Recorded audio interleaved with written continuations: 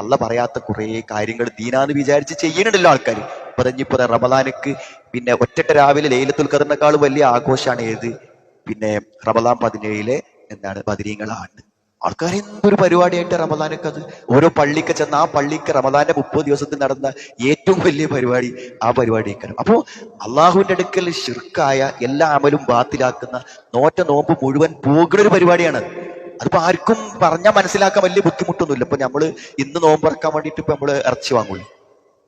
അപ്പൊ ആ ഇറച്ചി ഇപ്പൊ ഒരു കുട്ടി അഥവാ എനിക്ക് ബീഫ് വേണ്ട, എനിക്ക് വാസന പറ്റില്ല, എന്നു തിന്നണ്ട, എനിക്കൊരു കോഴിമുട്ട പുഴുങ്ങി തരാന്ന് എന്തിനു പറഞ്ഞില്ലേ നമ്മള്. എന്നാൽ റമദാൻ 17 കൊടുന്ന ബദരീങ്ങളെ ആണ്ടിന്റെ ഇറച്ചി കൊടുത്തിട്ട് ഒരു മകൻ പറയാണെന്ത്, മതി എനിക്ക് വേണ്ടിട്ട് പറഞ്ഞാൽ അത് ഇച്ചിരി കഷ്ണം തിന്നണം, അതെനക്ക് വേണോ വേണ്ടെന്ന് വിചാരിച്ചില്ല, തിന്നന്നെ വേണം. അപ്പൊ എന്താ ഇന്നലെ കൊടുന്ന ഇറച്ചിനേക്കാളും ഇതിപ്പോ നിർബന്ധമായി തീറ്റേണ്ട കാര്യം. അത് തിന്നാല് എന്റെ പരീക്ഷയ്ക്ക് നല്ല ഉഷാർ കിട്ടും, അനക്ക് നല്ല ആരോഗ്യം കിട്ടും, എല്ലാ ഇടങ്ങേറുകളും നികുതി ബദരീങ്ങളുടെ ഒരു പോരീഷ ഉള്ളതാണ്. അപ്പൊ നമ്മൾ വേണ്ടത് എന്താ വെച്ചാൽ എങ്ങനെയാണ് ഇത് കിട്ടുക?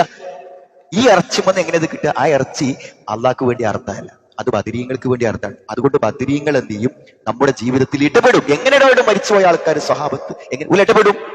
അള്ള ഇടപെടുന്ന പോലെ ഇടപെടും. അതിനല്ലേ ശിർക്ക് പറയാം. അള്ള എങ്ങനെ ഇടപെടുക അതേപോലെ ഇടപെടും എന്ന് വിശ്വസിച്ചിരിക്കുകയാണ് ഞാൻ പറഞ്ഞത്. അങ്ങനത്തെ കാര്യങ്ങൾ ചെയ്യുന്ന ആളുകളെ കുറിച്ചാണ് ഈ പ്രവർത്തിച്ചിട്ട് നഷ്ടപ്പെടുക എന്നുള്ളത്. അങ്ങനെ തന്നെയാണ്.